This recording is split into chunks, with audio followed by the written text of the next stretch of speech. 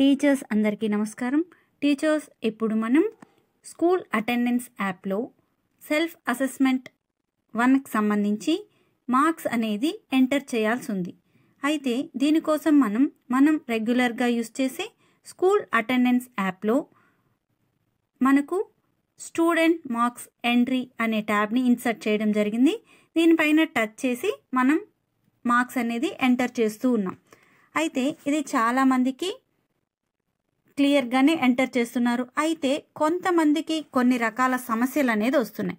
అయితే అవి ఏ విధమైన సమస్యలు, వాటిని ఎలా క్లియర్ చేసుకోవాలో చూద్దాం.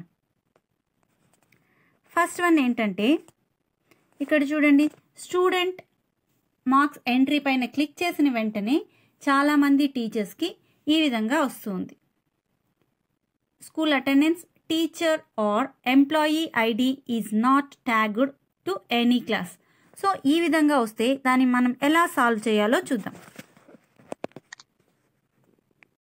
సో ఇలాంటి ప్రాబ్లం వచ్చినప్పుడు టీచర్ మనం ఏం చేయాలి అంటే, ముందుగా స్కూల్ అటెండెన్స్ యాప్లో స్టూడెంట్ మార్క్స్ ఎంటర్ చేయాలి అంటే తప్పనిసరిగా ముందుగా క్లాస్ లేదా సబ్జెక్ట్ టీచర్ మ్యాపింగ్ అనేది ఖచ్చితంగా మ్యాప్ చేసి ఉండాలి. అప్పుడు మాత్రమే మనం ఈ స్కూల్ అటెండెన్స్ యాప్లో మార్క్స్ అనేది ఎంటర్ చేయగలం.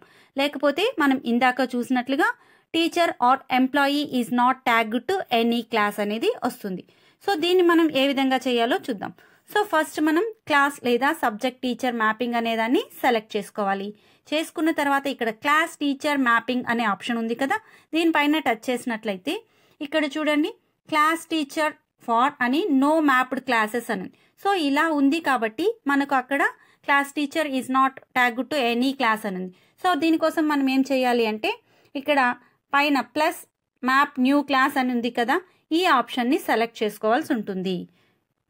సో ఇది సెలెక్ట్ చేసుకుంటే ఇక్కడ మనం ఏ క్లాసెస్ అయితే డీల్ చేస్తున్నామో ఆ క్లాసెస్ని మీడియం వైజ్ సెలెక్ట్ చేసుకోవాల్సి ఉంటుంది. ఇక్కడ తెలుగు మీడియం, తెలుగు అయితే తెలుగు, లేదా ఇంగ్లీష్ మీడియం అయితే ఇంగ్లీష్ సెలెక్ట్ చేసుకోండి. And next select class. Second class నేను డీల్ చేస్తున్నాను కాబట్టి సెకండ్ క్లాస్.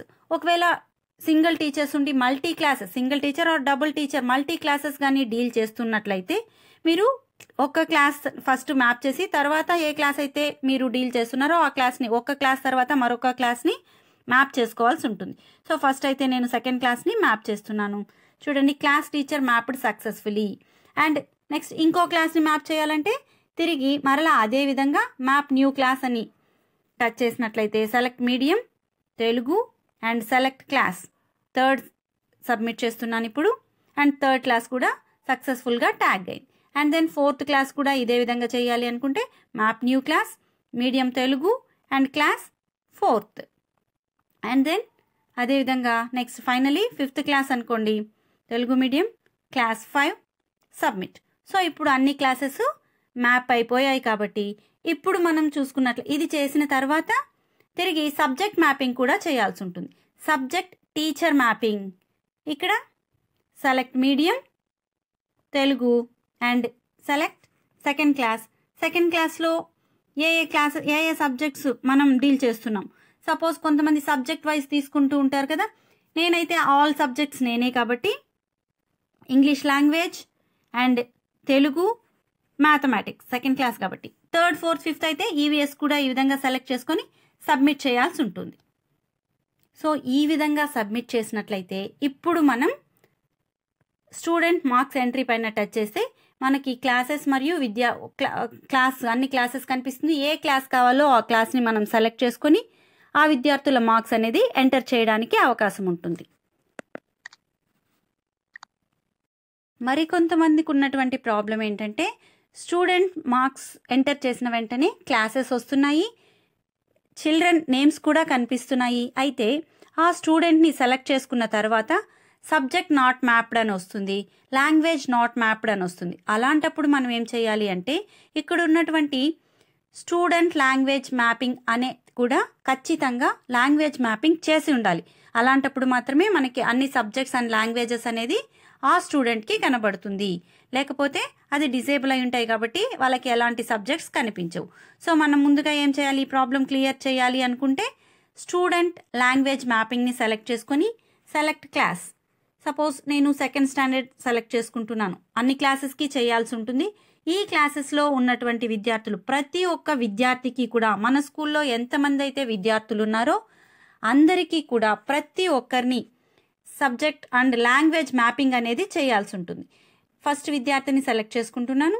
చేసుకున్న తర్వాత ఇక్కడ చూడండి, నేను ఆల్రెడీ మ్యాప్ చేశాను కాబట్టి ఇక్కడ తెలుగు, ఇంగ్లీష్, మ్యాథమెటిక్స్ అని కనిపిస్తుంది. మ్యాప్ చేయకపోతే మనకు ఇక్కడ మనమే మ్యాప్ చేసుకోవాలి. తెలుగు అండ్ ఇంగ్లీష్, మ్యాథమెటిక్స్ అనేది కామన్గా అందరికీ ఉంటుంది. సో ఈ విధంగా ప్రతి స్టూడెంట్కి లాంగ్వేజ్ మ్యాపింగ్ అనేది చేయాల్సి ఉంటుంది.